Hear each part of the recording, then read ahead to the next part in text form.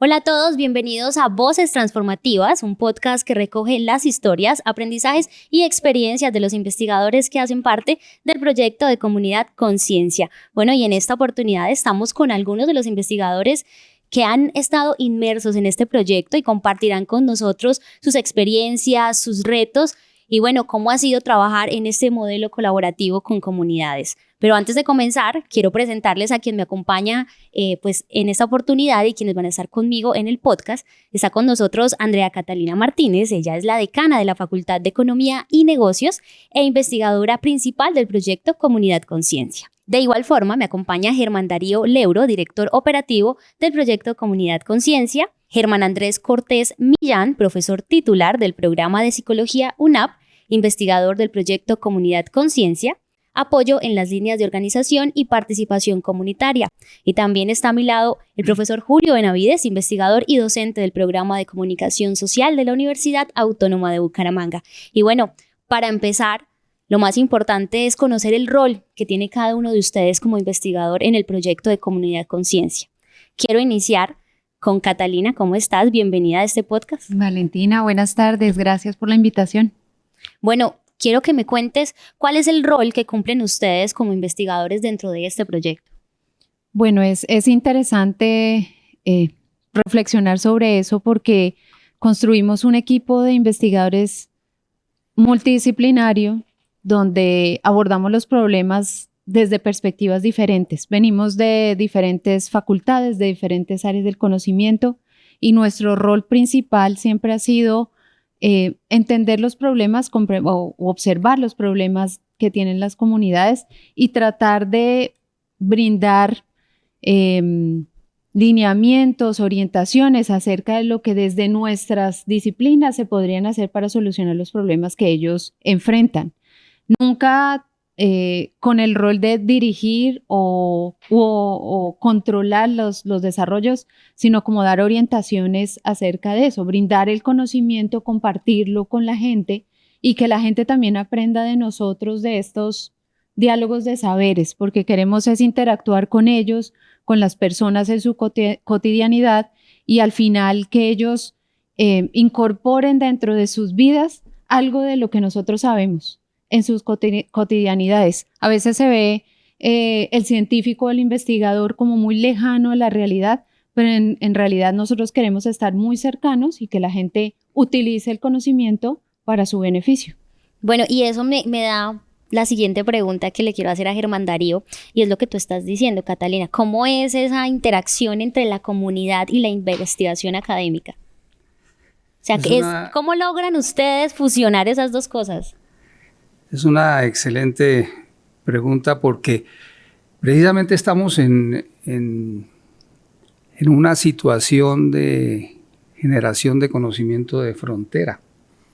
Las cosas no están construidas plenamente en lo que corresponde a la democratización de la ciencia, la tecnología y la innovación y de la apropiación social del conocimiento. Entonces, ese proceso que incluye naturalmente la investigación debe crear conocimiento que contribuya a construir el marco teórico práctico de esos dos componentes de lo que es una política de Estado y un mecanismo para tratar de apoyar la solución de los problemas de las comunidades desde la ciencia, la tecnología y la innovación.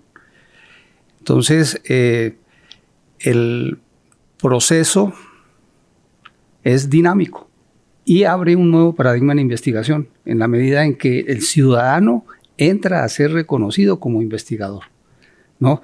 Y es responsable de hacer investigación en sus territorios para contribuir a la solución de sus problemas, conociéndolos y actuando como protagonistas en la construcción colaborativa de soluciones. Eso es muy importante y eso también habla mucho de la comunicación. Profe Julio, ¿cómo hacen para entrar a investigar en un entorno donde la comunicación de pronto entre la comunidad no es tan latente o qué han identificado en temas de comunicación? Yo creo que en principio, y disculpa, me faltó saludarte, buenos días. ¿Cómo estás? Valentina. Yo creo que en principio siempre hablamos como si todo fuera homogéneo, es decir, decimos la ciudad o decimos las comunidades, las denominamos, pero cuando llegamos ahí encontramos que incluso, aun cuando tengan características similares, hay unas diferencias que hacen que tengamos que tomar una posición distinta. Y cuando digo tomar una posición distinta es pararse en un lugar en el que no pensábamos que iba a ser así. Es decir, listo, llegamos para hacer el diálogo, pero resulta que, como tú bien lo mencionas o lo sugieres, ese diálogo no existe tampoco al interior de la comunidad, porque esos diálogos no están encaminados a precisamente generar un desarrollo comunitario endógeno, sino están encaminados a lo cotidiano y a lo cotidiano en términos de lo que puede ser la supervivencia. Entonces creo que si algo cambia es el poder constatar en realidad, más que un cambio, constatar de que las realidades son múltiples. Y frente a eso tenemos que ser literalmente anfibios. Bueno, está un poco, mejor dicho, es como incomodarse también, ¿no? Es como llegar a la comunidad y sentir y decir, ok, somos ciudad, pero yo no conocía esta parte de la ciudad, ¿no? ¿Cómo fue ese desafío territorial y como qué dinámicas sociales se realizaron en las comunidades o qué evidenciaste tú, Germán Andrés? ¿Cómo estás? Bueno, muy bien, muchas gracias por la invitación. Y siguiendo aquí un poco como con la reflexión de mis compañeros y compañera, lo más interesante del ejercicio es que tiene una perspectiva territorial. Eso ya hace del ejercicio un ejercicio que tiene que asumirse con cierta responsabilidad en función de que los territorios son muy plurales. Y el desafío en principio era reconozcamos esas diferencias para poder entender finalmente cuáles son tanto las necesidades como los intereses que tienen los territorios siendo diferentes. Entonces son muchos como los desafíos que aparecen ahí. Incluso hay un gran desafío como universidad, como institución de educación superior, y es entender que su vocación formativa tiene un enlace territorial, que no se hace en abstracto, sino que se hace muy situadamente. Y creo que para todas y todos los que hacemos parte de este ejercicio, esa es una de las grandes preguntas que las mismas comunidades nos han ayudado a resolver, ¿no? Como respuesta. Y es que muchas veces la universidad termina siendo muy distante a los asuntos territoriales. Entonces todo lo que ha salido de aquí en función de lo que es una construcción colaborativa con las comunidades tiene que ver también con un mensaje a la misma universidad.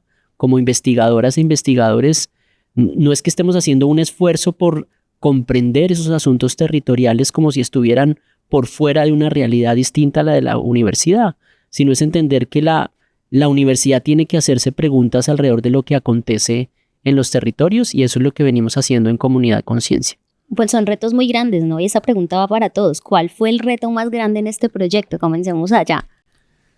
Bueno, el reto más grande desde el comienzo y sigue siendo en el presente y seguramente al futuro es el reto de la participación.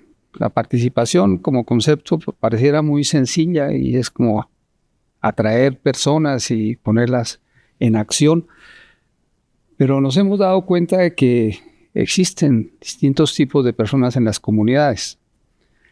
Personas que hemos denominado pioneros, que son los que tienen en su ADN, en su plan de vida, el servicio a la sociedad y lo vienen haciendo desde mucho tiempo. Están los colonos, que son aquellos que van detrás de los pioneros, trabajando, construyendo.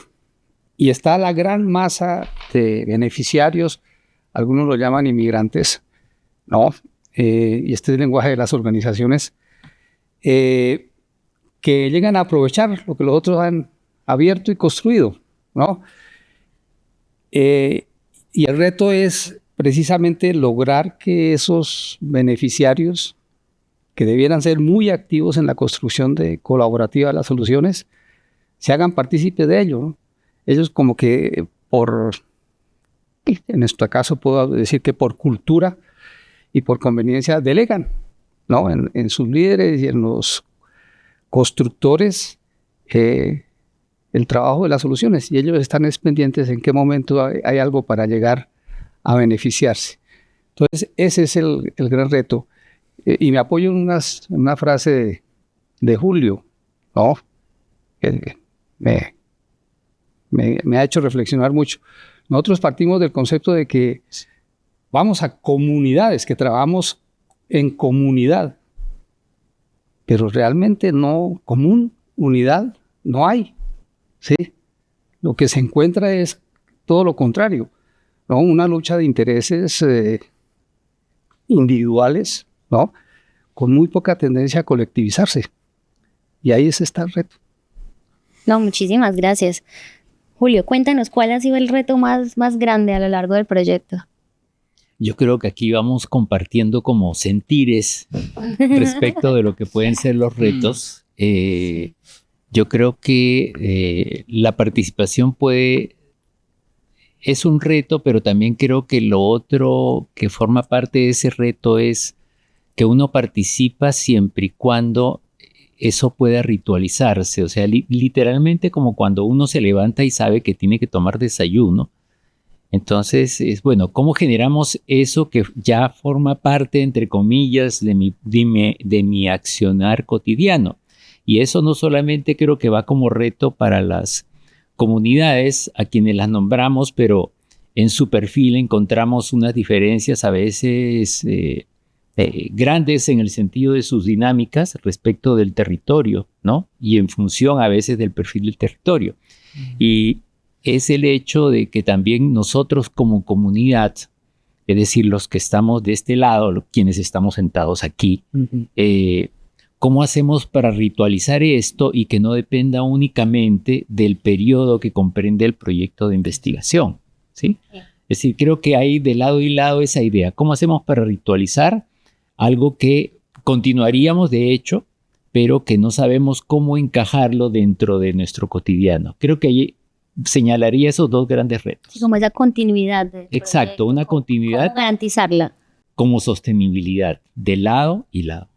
Bueno, Catalina, como investigadora principal, ¿cuál fue ese reto gigante? Yo sé que todo va de la mano y nos vamos complementando en una misma idea. Hay un reto que yo creo que fue importante en este proyecto, es el reto y me meto en temas de Julio, de la comunicación. Necesitamos crear canales de comunicación en doble vía.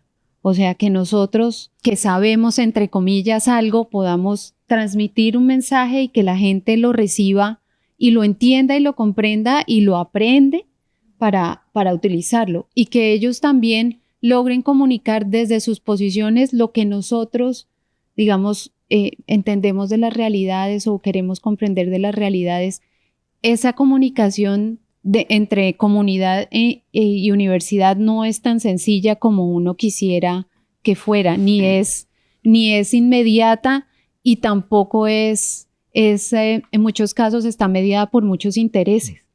Entonces, crear canales de comunicación donde podamos realmente sentarnos, construir diálogos constructivos es un reto gigante, y donde podamos tener confianza de lado y lado para que esos canales fluyan, ¿no? La información y la comunicación construyen lo que mencionaban mis compañeros de comunidad. Ese es un reto gigantesco del proyecto que sin lugar a dudas es algo que nace pero que se sigue construyendo con el tiempo.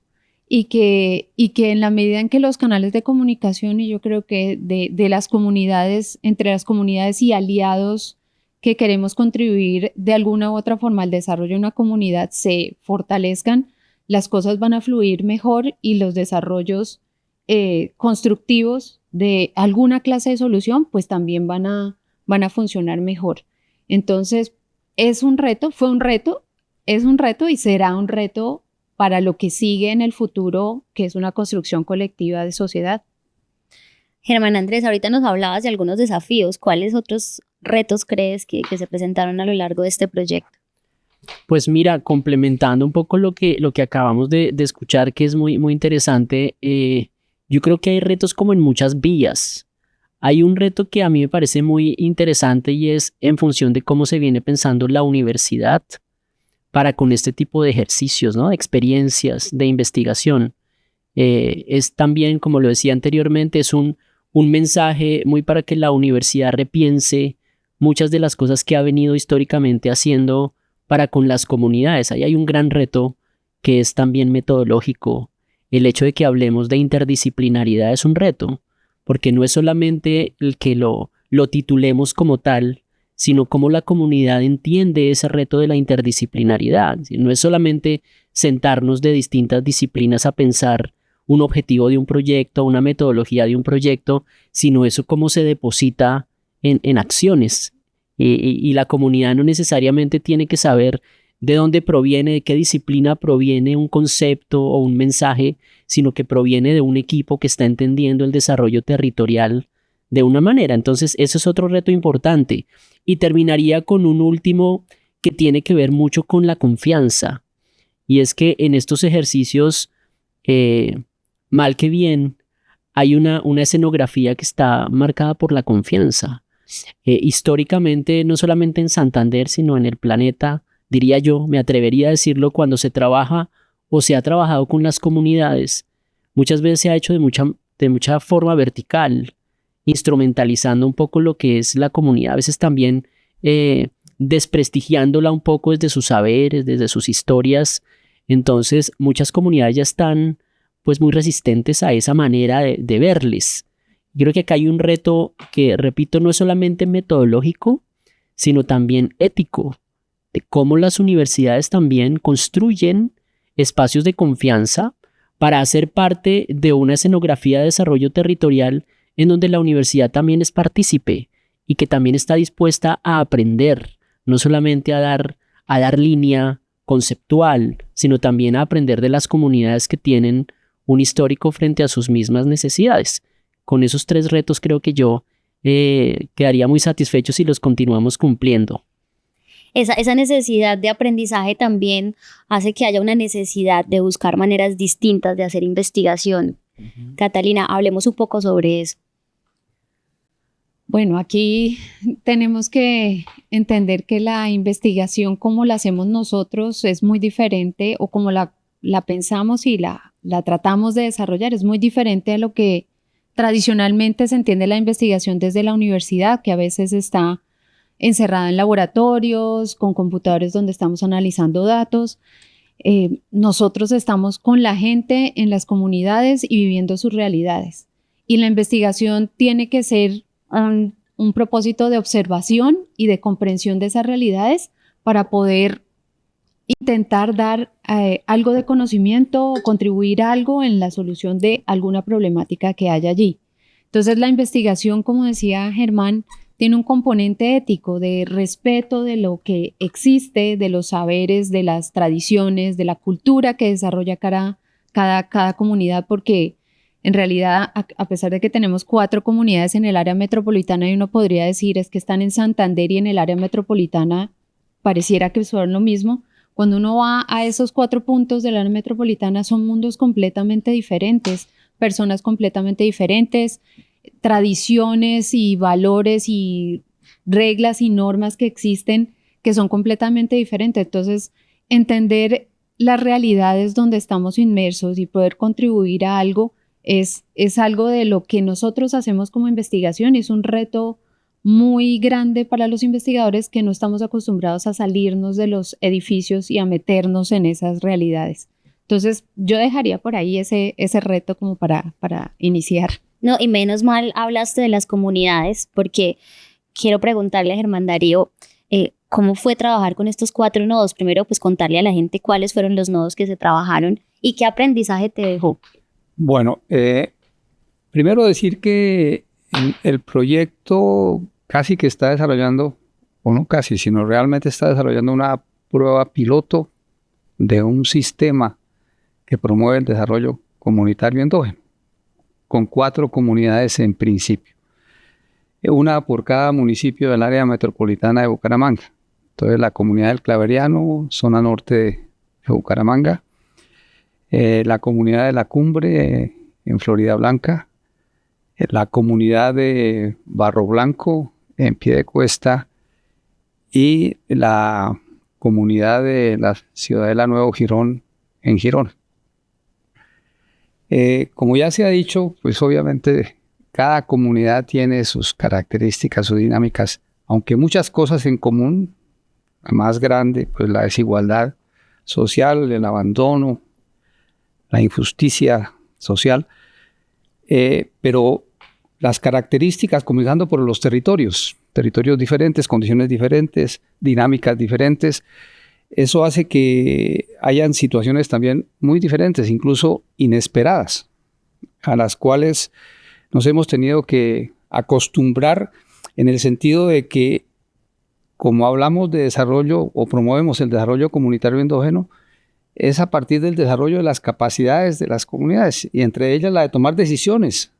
Entonces, vamos impulsando gradualmente un proceso de maduración de la autonomía de las comunidades para hacerlo y toman sus decisiones. Entonces, tocó trabajar el domingo pasado, por ejemplo, una decisión comunitaria muy agradable, ¿no? El próximo jueves vamos, por decisión de la comunidad, a celebrar el Día del Amor y la Amistad, cuando teníamos pensado, ¿no?, hacer un trabajo muy serio de acción del proyecto. Entonces hay amor y amistad, pero quizás ese es la mayor, digamos, el mayor aprendizaje que hemos tenido, ¿no? Las comunidades tienen una vida propia de muchas contradicciones, muchas cosas muy positivas, aunque hay otras también muy negativas, pero en últimas se trata de seres humanos como uno, con tremendas aspiraciones, con las mismas aspiraciones que uno tiene, con muchas ideas en su cabeza, con tremendas frustraciones, que es lo más grave. Personas que uno no sabe cómo es que se mantienen cuerdas, ¿no?, cuando han tenido que sufrir una cantidad de experiencias terribles, ¿no? Y sin embargo, las ve uno cordiales, las ve uno, digamos, dispuestas a hacer cosas positivas, activas, ¿no?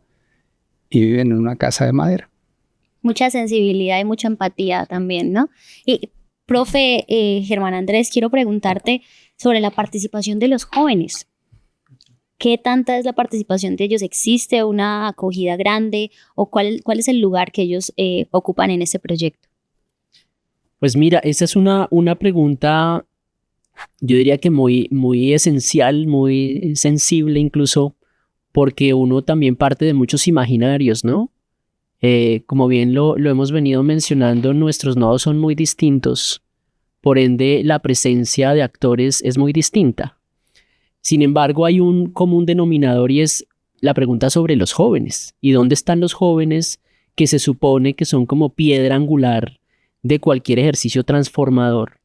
Y ese creo yo que podría seguir siendo uno de los grandes retos. Yo, junto con el equipo de investigadores también, lo hemos venido pensando de muchas maneras. No quiere decir que no existan jóvenes, además porque nuestros ejes articuladores son colegios que son socios del proyecto. Y pues en el colegio pues hay jóvenes y hay jóvenes que tienen muchas buenas ideas y que están soñando un territorio seguramente distinto, pero a la hora de la construcción siente uno como cierta distancia que yo también considero en ocasiones muy natural, porque pues la juventud también tiene una experiencia con las universidades, la juventud tiene experiencia con este tipo de proyectos, no necesariamente toda positiva. Y hay también imaginarios de los jóvenes acerca de la presencia de estos proyectos en los territorios, ¿no? Hay muchísimas, como lo decía el profe Germán Darío, hay muchísimas necesidades de muchos órdenes. Y cuando hacíamos al principio como la caracterización de las comunidades, muchas de las cosas tenían que ver con lo juvenil. Y esa pregunta sobre lo juvenil, pues también a uno lo termina no alarmando, pero sí como poniendo en sintonía en función de que deberían ser los jóvenes, en este caso, como un actor fundamental incluso para algo que decía Julio, y es la sostenibilidad del proyecto. Porque también hemos visto algo muy interesante en los nodos, y es que si bien hay unos liderazgos activos, presentes, presenciales, si se quiere, hay otros liderazgos que están un poco como en la penumbra, pero que siguen siendo liderazgos. Hay muchos colectivos, hay muchos grupos, digamos, comunitarios en donde hay jóvenes, pero que han visto en la participación, pues, no necesariamente como la esencia distinta al estar como con su parche, haciendo cosas por su territorio, pero articularse creo que ha sido como una de las dificultades, pero una dificultad que lleva consigo también como muchos retos. Como proyecto, ¿qué le vamos a ofrecer a los jóvenes para que sean los jóvenes los que puedan también participar de esa sostenibilidad del proyecto? También hacerlo, ¿de qué forma? Mostrárselo atractivo, que de pronto quiten esos imaginarios que ya tienen y que quieran ayudar, involucrarse y darles a continuidad. Y precisamente es ese trabajo de campo, profe Julio, ese trabajo de campo que ustedes hicieron y cómo fueron estas prácticas de investigación que hicieron cuando llegaron allá a las comunidades. A ver, yo creo que es como cuando uno llega con su música a un lugar y en el que hay otra música y uno dice, bueno, ¿bajo qué ritmo bailamos? ¿No? Okay. Entonces, es claro que si uno mira un proyecto, tiene una meticulosa organización, tiene unos plazos, tiene unos cumplimientos, tiene unos logros, pero ¿cómo hacemos para sincronizar eso de tal manera que no acabemos con esa idea de la participación? ¿Sí? Porque a su vez la participación lo que abre es un espacio de diálogo que probablemente nunca había existido, bueno, probablemente nunca había existido, puede ser exagerado, pero que no había existido como un factor conducente a construir cosas de manera conjunta, ¿no? Y ahí es donde aparece lo que decía Germán Darío, es decir, aparecen los intereses que antes no tenían un espacio para manifestarse y no siempre son intereses que van en la misma dirección, ¿sí? Entonces eso hace que uno diga, bueno, ¿cómo hago para procesar esto que yo no lo había contemplado como parte del desarrollo del proyecto? Uno siempre piensa en situaciones más ideales. Entonces, yo creo que una característica de este tipo de proyectos es que la estrategia es precisamente no tener estrategia. Y con esto no quiero decir que no se perfile nada ni se proyecte nada. Simplemente decir que hay que estar como que atentos a que cualquier cosa puede modificarse en el camino y ver cómo hacemos para reconducir el proceso desde los objetivos que el proyecto tiene. Pero, reitero, sin perder esa capacidad de mantener un diálogo abierto. Yo diría que en ese sentido, esta idea de qué camino vamos a seguir para hablar del método, es un camino que siempre es sinuoso, está lleno de imprevistos y frente al cual tenemos que, como se dice, sacar algo más que los conceptos del libro. Tenemos que apoyarnos en nosotros mismos y entre nosotros mismos como equipo para encontrar soluciones. Bueno, yo quiero hacer un ejercicio con ustedes y preguntarles algo. Si tuvieran que describir en una palabra este proyecto, ¿cuál sería? Vamos a comenzar por allá. Solidaridades. Colaboración. Convivencia. Transformación. Bueno, qué lindo todo lo que me acaban de decir. Y antes de cerrar, este ha sido un podcast de mucho aprendizaje, sobre todo porque lo que ustedes mencionaban, uno a veces dice como los investigadores, wow, están arriba, ¿sí? Los investigadores, y uno no lo ve tan cercano a las comunidades o de pronto a uno mismo, porque uno dice, ellos se la pasan, es gente muy, muy, muy estudiada y ellos están allá. Y mira que los investigadores, o por lo menos ustedes, están con las comunidades. Entonces eso es súper valioso. Para cerrar, hablemos, cada uno regáleme una conclusión que me pueda dar de este proyecto desde su rol como investigador. Vamos a comenzar por allá. Una conclusión desde mi punto de vista y fundada en la experiencia derivada del trabajo en comunidades es que las transformaciones que se requieren van más allá de las intencionalidades que puedan tenerse a distancias de un proyecto. Por fortuna, y lo digo así porque es, digamos, el camino que abre posibilidades, estamos en el marco de unas decisiones que involucran a las Naciones Unidas, ¿no? Surgidas de un pacto global, el Pacto Global de las Naciones Unidas, que entendió que para poder avanzar en la solución de los problemas sociales y fundamentalmente de la desigualdad social, había que cambiar radicalmente la forma de hacer las cosas porque la economía mundial se desarrolla y sin embargo la desigualdad crece, la concentración de la riqueza crece. Entonces, ¿cómo contrarrestar ese fenómeno? Dicen, toca hacerlo poniendo al servicio de la solución de ese problema la ciencia, la tecnología y la innovación. Un primer elemento importante. La ciencia, la tecnología y la innovación como un bien social. Y los instrumentos, como la investigación y demás, como bienes sociales. Hacer eso no es fácil. Y la gran conclusión es que si no hay una voluntad política, y por eso estamos trabajando en el marco de una política, que es la política de ciencia, tecnología e innovación y la instrumental de apropiación social del conocimiento, porque fuera de un marco político es muy difícil. Es más, estudios liderados por la Universidad de Sussex están demostrando que la forma más rápida de producir transformaciones sociales es promoviendo políticas públicas, ¿no? Entonces, esa es la conclusión. Si ese nivel de colaboración no se hace en el marco de la asociatividad entre el Estado, la academia, el sector privado y los ciudadanos como protagonistas, es muy difícil que haya transformaciones. Y cierro con una anécdota a propósito del papel de las universidades. Cuando llegamos por primera vez a una comunidad, alguien nos dijo con sorna, porque nosotros les dijimos que íbamos a quedarnos, ¿no? Y dice alguien, por fin les tocó bajarse el curubito. Pues eso dice mucho de lo que hay que transformar, de lo que hay que cambiar en el papel transformador de donde se genera ciencia, tecnología e innovación. Profe Julio, ¿cuál es la conclusión que puede regalarnos del proyecto? Y otra preguntita ahí adicional.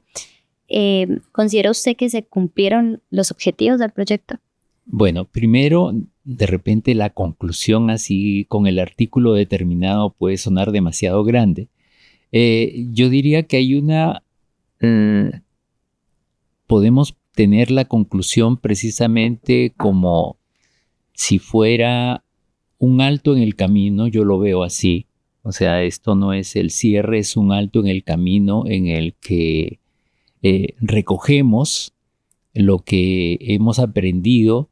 Y en ese sentido retomo algo que sugiere Germán Andrés respecto a la universidad. Es decir, creo que yo no puedo pretender transformar algo si yo no me transformo también en alguna medida y en la dirección de la transformación a la que estoy apuntando.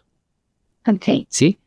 Y ese sentido ético, no es un sentido tanto del deber ser, creo yo, sino de qué manera consideramos que eso que produce la universidad, que es su capital central, que es el conocimiento, lo hacemos apropiarse precisamente por esa sociedad que, como bien señalaba Germán Darío, necesita apropiarse de ello para poder generar un desarrollo. Creo que si hay que concluir en algo como un alto en el camino para continuar, creo que hay que iniciar también ese proceso. Y lo segundo que me preguntaste era si se lograron los objetivos del proyecto. Esa es una pregunta gorda, y digo, es una pregunta gorda en el sentido de que involucra muchos aspectos. Yo creo que se logran, no totalmente, yo creo que no totalmente. ¿Se logran en la medida de consolidar el proceso? Creo que sí. Se logran en la medida de consolidar una sostenibilidad, también van en esa vía. Yo creo que más allá de decir si se logró o no se logró, lo importante es saber a dónde nos lleva eso que conseguimos. O sea, si hubiéramos hablado un 100%, la pregunta no es, ¿lo conseguimos? Cerramos la página y somos felices. Sino, bueno, conseguimos el 100%. ¿Y después qué? Catalina, ¿cuál es el futuro de este proyecto? Bueno, digamos que, como decía Julio, los retos son grandes y continúan siendo retos de sociedad, porque aquí estamos abordando un tema que respondía a una necesidad del departamento, que era cotidianizar el uso de la ciencia, tecnología e innovación para atender necesidades de los territorios. O sea, que la gente pudiera usar lo que sabemos nosotros de ciencia, de tecnología e innovación para la solución de sus problemas.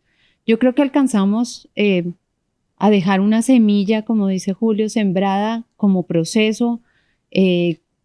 Sensibilizamos a la gente frente a lo que significa el trabajo con expertos, entre comillas, expertos científicos, y con otras entidades que generalmente también van esporádicamente a las comunidades o trabajan con ellos, pero los retos hacia futuro siguen siendo de transformación de la sociedad, una sociedad más equitativa, donde podamos todas las personas, ciudadanos del común, tener acceso a estos tipos de conocimiento y poder utilizarlos para solucionar sus necesidades. El reto sigue planteado y sigue abierto. Nosotros simplemente sembramos una semilla para que más adelante podamos tener algunos frutos, pero hay que seguir regando esa semilla y abonando el terreno, sobre todo el terreno, para que esa semilla nazca y crezca y perdure.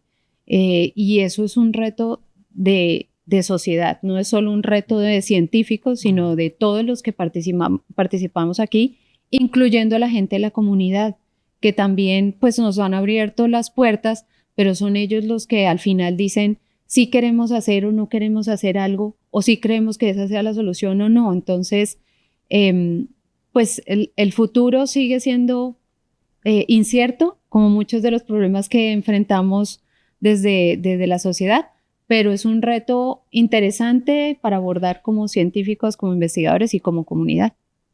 Profe, ¿cuál es ese mensaje que tú le dejas a las comunidades? Bueno, vimos que cambiamos ahí la pregunta, estaba yo pensando en la conclusión, pero bueno, de eso se trata. Es que los dejé pensar mucho, entonces dije, no, ya pensaron mucho. Bienvenida a la espontaneidad también y para eso estamos preparadísimos. Claro, porque mensajes mucho. Hay una cosa que yo siempre hice y que creo igual me puedes regalar la conclusión claro, también. Te voy a complementar también.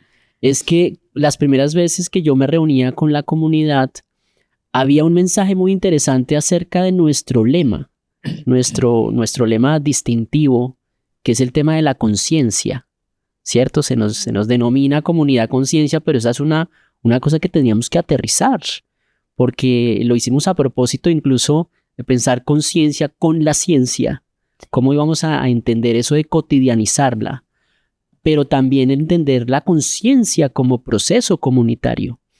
Entonces yo sí creo que, a propósito como de lo concluyente, creo que para el momento en el que están las comunidades, yo sí creo que ahí hay un gran trabajo hecho, realizado, y es el tema incluso no necesariamente cuantificable, más cualificable, y es la capacidad que muchas de las personas de estos 4 territorios epicentro de la gran estructura de desarrollo regional tienen para problematizar sus asuntos, ¿cierto? A diferencia de otros momentos donde a la comunidad no se le ha dado voz, ni presencia, ni activación, el proyecto generó espacios para que la gente pudiera problematizar lo que acontecía. Y eso es un gran avance, ¿no? Un gran avance que se pone después de manifiesto, se materializa con acciones, con procesos, ¿por qué no también con proyectos? Entonces yo sí creo que eso es algo como muy concluyente, que va en la línea de cómo nos hemos denominado.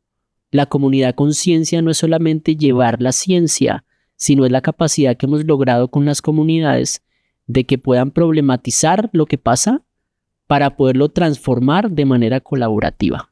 Muchísimas gracias. Bueno, y ellos son los investigadores del proyecto Comunidad Conciencia. Muchas gracias por acompañarme en este podcast. ¿Cómo se sintieron? ¿Cómo la pasaron? Muy chévere. Muy bien. Sí, sí. Gracias, Muchas gracias. Valentina. No, muchísimas gracias a todos ustedes y bueno, hemos llegado a la parte final de Voces Transformativas. Ha sido todo un placer que ustedes nos hayan acompañado, que nos hayan escuchado y queremos invitarlos a que nos sigan en nuestras redes sociales @unaptransformativa y en nuestra página web www.comunidadconciencia.com.